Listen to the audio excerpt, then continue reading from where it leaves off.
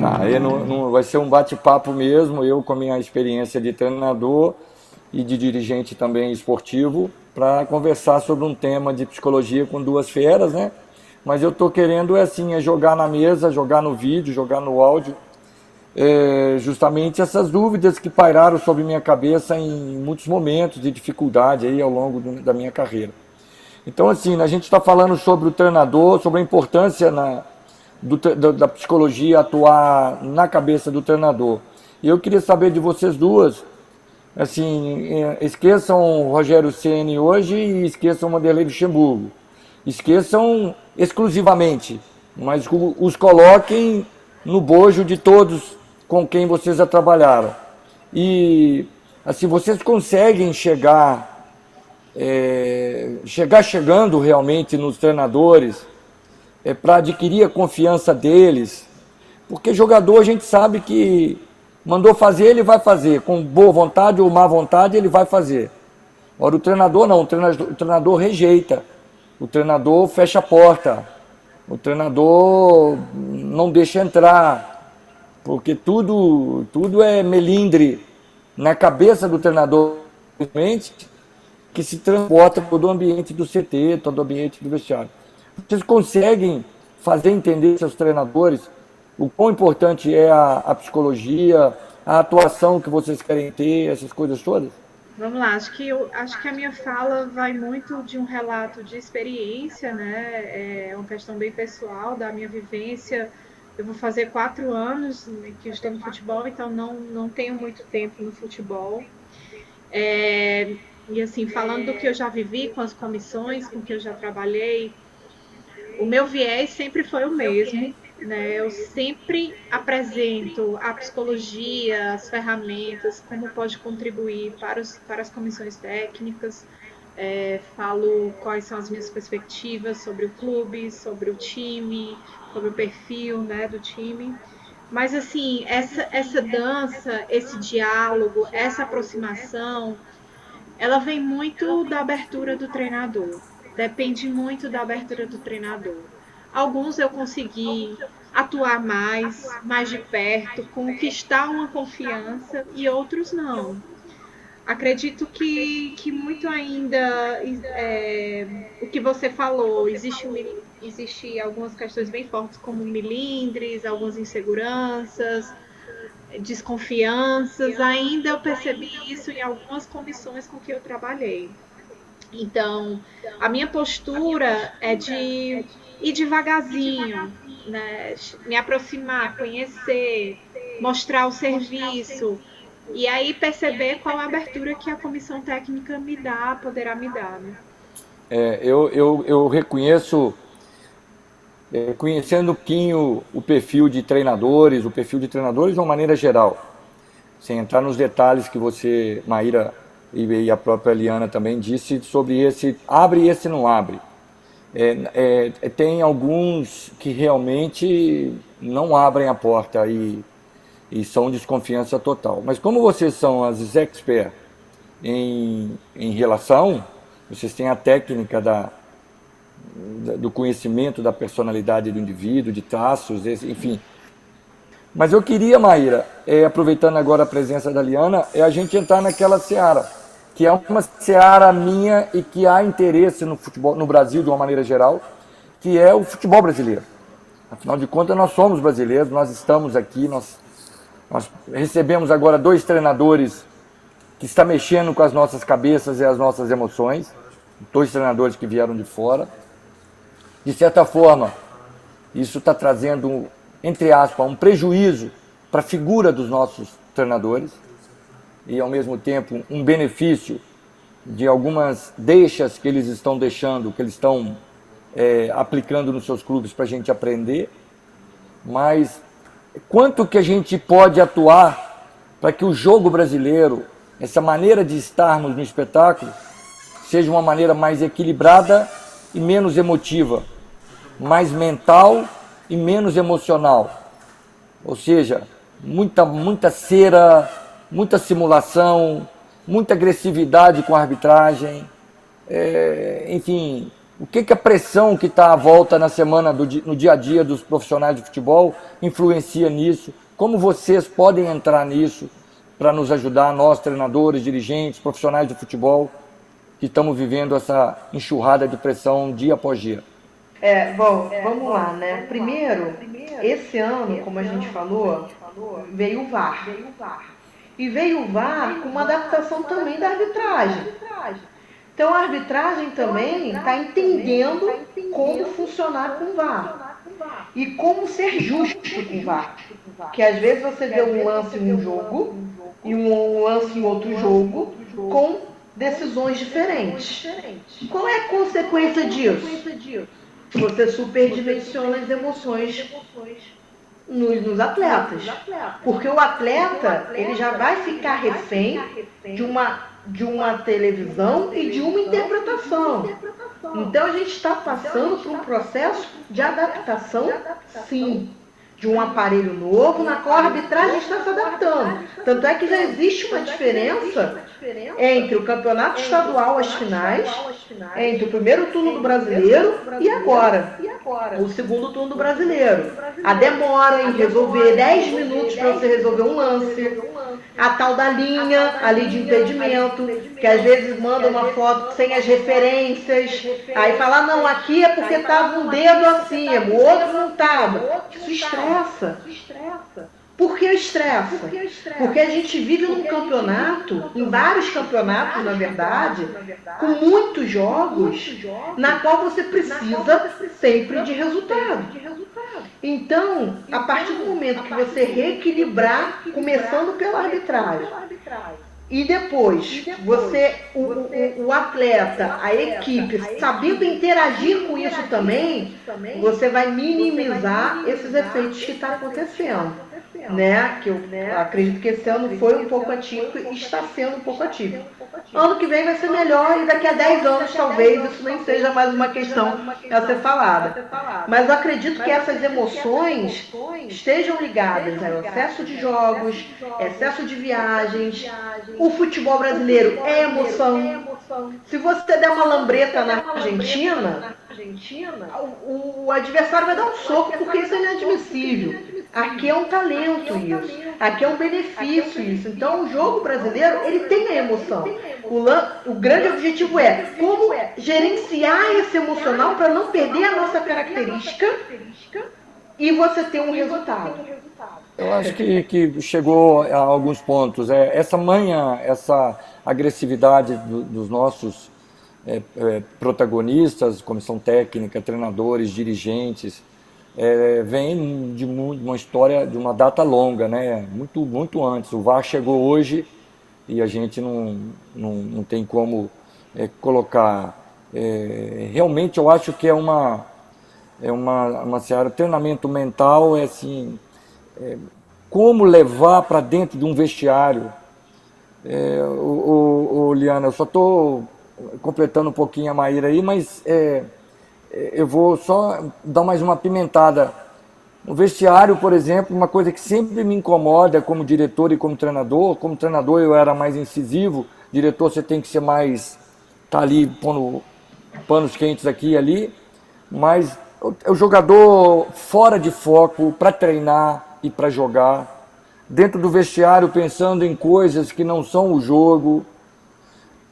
Jogadores que chegam em campo e com 1 minuto às vezes são expulsos porque não estavam no jogo, jogadores que estão usando o telefone dentro do... Então, assim, essas coisas que nós brasileiros temos feito assim, muito. Então, assim, o treinamento mental para um indivíduo mais equilibrado, mais forte mentalmente, mais frio, mais calculista, frio sem perder força, né? Esses detalhes que eu gostaria de ter uma resposta assim mais forte. O que você acha, Liana? A minha opinião é que eu concordo muito com a Maíra. Eu acho que culturalmente, eu não vejo isso só no futebol, mas eu vejo isso em outras modalidades também. O brasileiro ele é mais passional, faz parte da nossa cultura. né? A gente comemora, a gente grita, a gente chora. Acontece que isso pode atrapalhar, mas a gente também pode utilizar isso a nosso favor. Não necessariamente precisamos seguir a linha, por exemplo, do futebol europeu. Podemos usufruir dessa questão emocional, dessa paixão a nosso favor, né? Ali naquele jogo, naquele coisa meio malandrosa, né? Enfim. Então, assim, na psicologia, eu acredito que nada é generalizado. A gente precisa entender o jogador e seu universo. Então, se ele não tá legal, se ele não tá legal no jogo, se ele não tá legal no vestiário, aí é papel da psicologia descobrir o porquê. Né? Chegando junto desse jogador, entendendo como é que tá a relação dele com a comissão técnica, a relação dele com a própria equipe, a relação dele com a família. Então, acho que é difícil a gente generalizar esses aspectos pessoais, né? Pessoais de rendimento, bastante específicas, mas eu acho que o que a gente pode ver em aspectos gerais é que faz parte da nossa cultura, assim, essa questão mais passional, né? Esse jogo, muitas vezes, né? De drama, como a gente viu bastante na Copa do Mundo. E aí eu acho que talvez a gente precise mudar um aspecto geral, cultural da nossa população. Isso parte da torcida, isso parte do técnico, isso parte do próprio jogador, né? O que a gente levanta nessas questões é justamente isso, Maíra e Eliana, o quanto que isso prejudica, né, o jogo. Mas o que eu gostaria assim, de saber com vocês também é o quanto vocês se sentem assim, confortadas, à vontade, para ver realmente o trabalho de vocês aparecendo. Como que vocês fazem um feedback com o clube, seja num clube na figura do diretor executivo ou na figura do treinador? Qual que é esse feedback? Fala assim, olha, esse ano, em relação ao ano passado, a Liana já tem 4 anos, então já tem aí uma resposta dos protocolos que ela usa também. E a Maíra, por ser já uma profissional até mais rodada, deve ter alguns protocolos que façam percepção assim, olha, 5 anos atrás eu fazia isso, e não dava certo. Eu mudei para isso, e consegui. Ou vice-versa, mudei o que eu fazia 2 anos atrás e não deu certo mais. Vou ter que voltar a fazer. Então, assim, quanto que vocês têm mensurados assim, dentro da psicologia, que tem subjetividade, essa coisa toda, o quanto vocês têm mensurado de processos que vocês usam e que realmente você tem tido resposta no esporte de alto nível? Olha, assim, eu não sei qual a vivência da Maíra, né? Mas realmente a psicologia ela é uma área bastante subjetiva, porém a gente consegue sim mensurar algumas questões. Eu pessoalmente eu utilizo de alguns equipamentos que eles se aproximam da fisiologia, então ele me traz dados a respeito da psicofisiologia do atleta, eu consigo utilizar isso, eu consigo fazer treinamento e eu consigo dar um retorno para o meu clube, lógico que assegurando o sigilo do atleta. A gente tem uma questão bastante complicada, pelo menos na minha experiência, a questão do sigilo. Então, às vezes, eu não posso dar um retorno que eu gostaria de dar para o clube, porque alguns atletas pedem para que esse retorno não aconteça. Mas assim, eu acho que para além de resultados objetivos, é interessante que você mantenha uma relação de confiança com a diretoria também, não somente com a comissão. Né? Então, a diretoria do Fortaleza sabe o que eu faço por detrás da minha porta. Eu não preciso levar o que acontece lá dentro para eles, mas eles sabem o que eu faço. Né? Eles sabem que eu proporciono uma escuta mais qualificada, né? Um treinamento mental, treinamento com alguns equipamentos, biofeedback, neurofeedback, tudo isso passou pelo crivo da diretoria, então acredito que eles já esperam, já entendam a importância do meu setor e já esperam o resultado sem que ele esteja totalmente mensurado. Uhum. Primeira coisa que o psicólogo ele tem que perceber é isso, para quem ele atende, né? Eu já fui psicóloga de comissão técnica de treinador, do querido Caio Júnior, que nos deixou, fui de 3 clubes com ele, fiz lá uma consultoria no Benfica, que era o Jorge Jesus o treinador, fui através do Evandro Mota, e trabalhei com o Cristóvão no Bahia também. E hoje eu trabalho pro Vasco, né? Eu sou do staff, não sou de comissão técnica que vem. Então, isso muda também para como você vai dar devolutiva. Claro que é importante você dar devolutiva para as pessoas, mas como? Então, por exemplo, hoje no Vasco, eu tenho o Vanderlei Luxemburgo, que é um dos pioneiros da psicologia. Então, ele entende, ele apoia, ele sabe a linguagem da psicologia. Então, a troca ali já é uma troca que já está vendo o resultado. Você não precisa mostrar um relatório para mostrar o resultado. Ele percebe, ele pede, eu falo, eu pergunto, eu falo quem eu quero atender. Lá no Vasco, eu sou do departamento médico, então a gente tem lá o Dr. Marcos, que é o diretor médico. Então eu também dou um feedback, eu converso com ele, vejo a percepção dele. E tem o André Mazuco, que é o diretor executivo, que eu também tenho essa relação. Então, era totalmente diferente, por exemplo, da gestão passada, que eram outras pessoas, que era quase um outro clube com outro funcionamento. Então você tem que entender qual é o funcionamento do clube e como você vai interagir, porque às vezes um relatório, ele pode expor o atleta, você não sabe a quem pode pegar aquele atleta, e acaba a profissão do psicólogo, né? É importante dar resultado? É uma avaliação também muito subjetiva?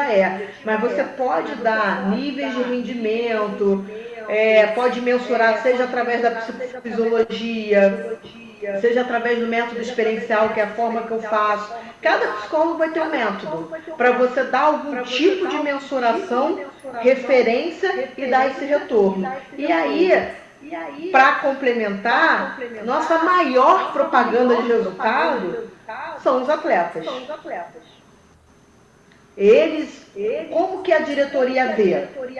Quando o atleta não foge do psicólogo, quando o atleta gosta de fazer trabalho, seja na concentração, seja no clube. Então eu acredito que para um gestor, um treinador, quando vê que o atleta gosta, dá credibilidade para o psicólogo. E o que vai mudando de ano em ano, como você falou, você cresce e amadurece 20 anos, talvez, a cada 4 anos, né? Um ano, como você muda, né? Então são essas mudanças que vão te dando cascas, vamos dizer assim, referências para você ter mais instrumentos de lidar com as mais diversas possibilidades de ser um ser humano. Acho que esse aqui é o meu maior aprendizado. Cada treinador, cada atleta me ensina a ser uma psicóloga melhor. E não o método em si. O método eu vou só ajustando uma coisa ou outra. Hoje a internet ajuda muito, do que há 10 anos atrás, do que há 15 anos atrás. Só que essa diversidade do ser humano é que enriquece o psicólogo.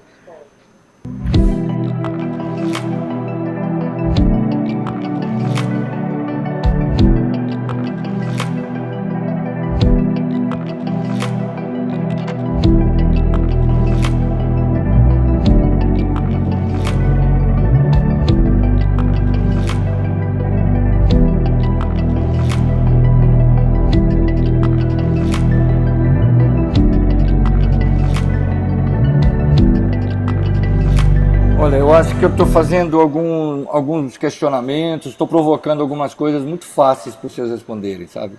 Então, eu queria ver o seguinte, eu queria colocar um tubarão aí no meio disso aí, que é, pegando o exemplo Neymar, e eu deixo vocês à vontade, e até gostaria de ouvir de vocês também, não me responder essa pergunta que eu vou fazer, mas por que o Neymar, com 26, 27 anos, não é o melhor do mundo ainda, com o talento que ele tem?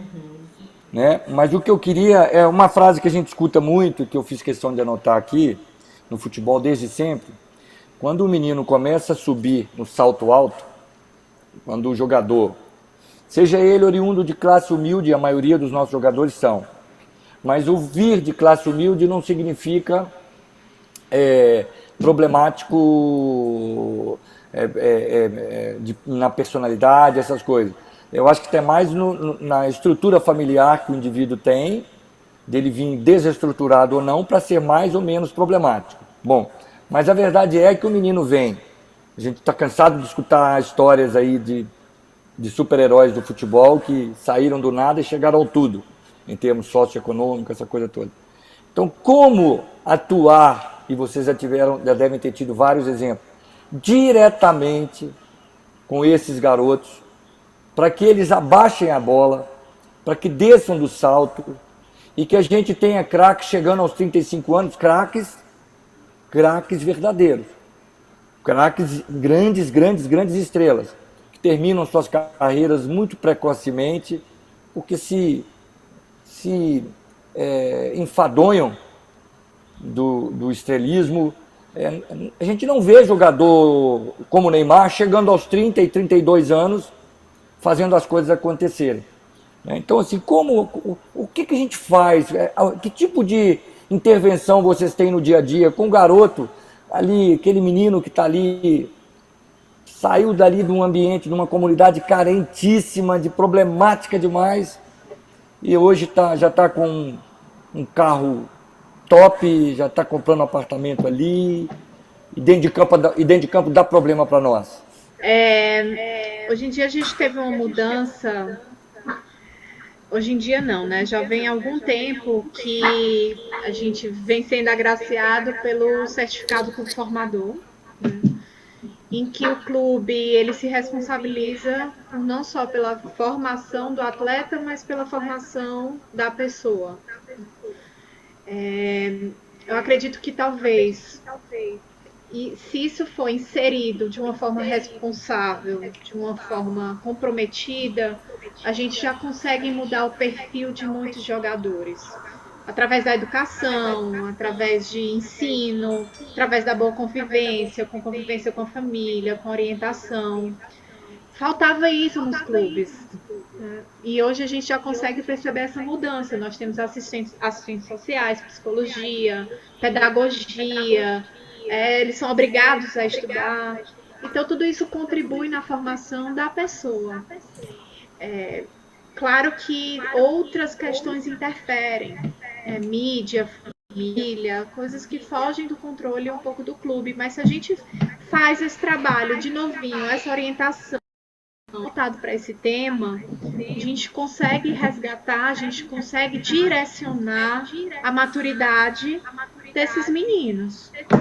Então, acredito que o perfil, daqui a alguns anos, acredito que em poucos anos, o perfil do jogador brasileiro ele pode mudar, né, através desse compromisso que o clube tem com a educação desses jovens atletas. Eu vejo esse lado, mas eu faço um contraponto que eu não sei se a perspectiva ela pode mudar muito quando existe uma coisa chamada dinheiro envolvido e muito dinheiro envolvido, né? Principalmente nessa condição social que normalmente os atletas vêm. Lá no Vasco existe escola dentro, hoje existe um setor psicossocial que não é da psicologia de alto rendimento. Então, são psicólogas e assistentes sociais que fazem um trabalho integrado conosco para justamente, o atleta lá da base, pai alcoólatra, está com problema, questão financeira. Então, existe todo um suporte para dar, não só para os atletas, como para os funcionários também. Hoje em dia, existe do próprio Ministério Público visitas para ver concentração, para ver como é que está sendo cuidado esse atleta. Então, né, existe essa melhora aí. acredito também que daqui a algum tempo vai melhorar mais. Só que, em contrapartida, o conceito do futebol não mudou. A condição social do Brasil não mudou. Então, existem muitos atletas sem condições, que ganham muito dinheiro na base, que podem ser intocáveis, estou generalizando aqui, que podem ser atletas hoje em dia tem muita seleção brasileira, né, de categorias, e esse atleta ele chega no profissional sem uma coisa chamada resiliência. O que é resiliência? Você ter tolerância à frustração. Você não tem. Porque você, o tempo todo, no teu ano, você foi titular, você sobressai diante da tua categoria, mas quando você chega no profissional, nivela. Em alguns momentos, você nivela menos, e aí você vai se nivelar no futebol europeu, vamos dizer assim, onde tem os melhores jogadores do mundo, ou aqui no próprio Brasil. Então você vê muitos atletas que foram seleção de base, que não vingam no profissional, porque eles não desenvolveram recursos para isso. Você vê atletas que acabam sendo mimados, vamos dizer assim, institucionalmente. Institucionalmente eu não estou botando clube, estou falando pelo futebol. É a mídia, é hoje a rede social, é o empresário que o atleta tem 15 anos fala, eu vou te tirar daqui, vou te botar em outro clube que aqui não estou te valorizando. É a criança que ganha dinheiro. E aí, cadê a legislação em cima disso? É a exploração infantil até que horas? Os pais param de trabalhar e os filhos começam a sustentar. Aqueles que se mudam para outro local e só vivem o dinheiro do filho. Ou quando o filho chega com 16, 17 anos, tem um contrato profissional e ganha muito mais do que os pais. Há uma inversão de valores. Então, são muitas variáveis que existem dentro de uma melhora, como foi citado aqui, muito bem citado, onde envolve o dinheiro, onde envolve a fama e onde envolve o não desenvolvimento de alguns recursos psicológicos importantes, como a capacidade de enfrentamento, tolerância à frustração, resiliência, que vai ser muito importante para ser o melhor do mundo ou para ter melhores condições, porque é engraçado, às vezes a gente fala assim, esse atleta joga muito. O que é trabalho na cabeça? Opa, então não é muito. Não é muito. O perfil dele não está completo. Esse atleta joga muito, mas não aguenta o jogo inteiro. E então também não está completo. É uma questão física ali. Né? Pois é. É um outro assunto, assim. Pois é, esse assunto é justamente o âmago da questão que eu queria chegar. Aí vocês vão nesse menino que acha que joga mais do que joga, ou que está em cima do sapato alto, vocês têm esse debate com eles e com a família, vocês jogam isso na cara dele, ou fica isso dependente só do treinador, porque o treinador, eu falo como treinador de muitos anos, a gente tem um discurso entre a gente, é só a gente para falar o que está errado com o jogador, e o resto todo que está à volta dele, esquece o psicólogo.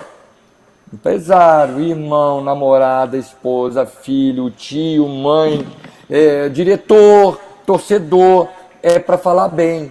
Então você, treinador, é o único chato na história. Então vocês, psicólogos, no momento que vocês têm ali porta fechada, como a Liana falou, que ninguém tem acesso, vocês jogam isso, entre aspas, na cara do jogador, fala assim, tá errado, até para explorar essa figura feminina, hein? Eu acho que é importante demais esse lado, principalmente em categoria de base, mas no profissional também. A gente percebe carências em jogadores de 30 anos, assim, coisa absurda, e a figura feminina tem esse lado muito carismático. Vocês jogam isso na cara do jogador, garoto, oi, baixa a bola. Por quê? O que está acontecendo? E aí? Onde você quer chegar dessa forma? Olha fulano, o que aconteceu? Porque isso eu sei que o treinador fala. E vocês, psicólogos? Vocês usam esse nível, entre aspas, esse nível baixo de confronto Olha, pessoalmente, professor, eu não faz parte da minha linha de abordar o atleta. Na verdade, eu sempre tento trazer uma reflexão, fazer com que ele se auto-perceba, né? Isso vai da minha linha de conduta. Acredito que esse papel não é meu, não é do psicólogo, realmente de chegar e jogar assim na cara, né? Até para ele não se sentir julgado. Eu sempre procuro trazer um ambiente de escuta e acolhimento, né? De abordar um tema a partir também da perspectiva desse atleta. Então, olha, tem me chegado que você está lá de salto alto, eu queria saber o que você acha dessa perspectiva. E aí eu tento construir uma reflexão com ele, né? Eu tenho um papel um pouco mais passivo nesse sentido. E dona Maíra? Para mim, assim, existe uma linha de conduta, né, para o treinador não ficar sozinho nessa. Então, é muito importante para o treinador fazer uma articulação com o assistente técnico dele, uma articulação com essa diretoria. A responsabilidade do treinador. Porque isso muda muito no dia a dia do futebol. Uma hora um vai chegar, outra hora o outro vai chegar. Mas é muito importante, assim, como esse atleta chega até a gente e como ele se vê, como a família vê ele. Porque a gente vai para uma abordagem mais reflexiva do que julgamento, né? Julgamento você oprime, reflexiva não. O código do futebol, a gente tem que ter cuidado. Com cada atleta a gente vai falar de uma maneira diferente, que se é um atleta muito desconfiado, você fala, me disseram isso, já perdeu a confiança. E fofoca, né? Então você tem que ter muito entendendo como vai chegar nesse atleta, que cada um é único. Agora, vai ter atletas que você não vai conseguir chegar. E se a psicologia não for obrigatória, entre aspas, de novo, você não vai acessar esse atleta. Ou você vai acessar e ele não vai querer acessar, igual o treinador. Então, o psicólogo, ele não é um transformador através de um convencimento. Se esse atleta, ele se acha acima de tudo, acima do clube, e ele não aceita a troca, porque ele não aceita críticas, o psicólogo não pode fazer nada. Isso não quer dizer que ele não vai insistir. Eu digo que tem aqueles atletas que são resistentes e aqueles atletas que são prepotentes. Resistente por uma ignorância, eu ignoro o que o psicólogo faz, então eu nunca precisei disso, não sou maluco, ou o que eu vou precisar, eu não estou com problema. Ou aqueles que se acham acima e acham mesmo. E esses atletas, você tem pouquíssimas formas de você agir. A não ser que venha um apoio do treinador, e isso, o treinador botar limite, o treinador saber a hora de botar ele no banco, a hora dele ser titular, tratar ele igual a todo mundo. A conduta do treinador nessa gestão vai facilitar ou prejudicar muito o comportamental desse atleta. E quando eu falo treinador, é o treinador na linha de frente, mas por trás toda essa diretoria, comissão técnica, com essa mesma engrenagem, para justamente não acontecer isso. O treinador fala firme, o diretor abraça e fala, não é bem assim. E aí ele acaba não tendo uma linha diretiva, e aí o treinador se perde na gestão, porque a coerência é o que mais sustenta, né, o treinador, a confiança do treinador com o elenco, e aí as coisas acabam desandando e não dando certo. Agora é o momento de vocês deixarem aí suas últimas palavras ao público, e em seguida nós do Futebol Interativo vamos novamente agradecê-los e agradecer a todos os alunos, os presentes, os participantes que estão aqui conectados. Agradecer muito, agradecer as duas demais por estar dividindo com a gente esse espaço. Agradecer você, Jorge, pelo convite. Desejar sucesso aí nos projetos de todos. Um grande abraço a todos e um abraço também ao internauta aí. Quero muito agradecer esse convite, né, que eu tive ao professor, as perguntas, foi muito legal, né, a gente já tinha estado junto lá na CBF, eu fiquei muito feliz porque são perguntas que fazem a gente pensar e fazem a gente somar, né, com certeza aí a gente deixou aí uma grande reflexão para os internautas e para a gente mesmo, né, que quando a gente fala a gente se ouve, a gente escuta também a opinião do outro, completa a nossa e a gente só tende a crescer.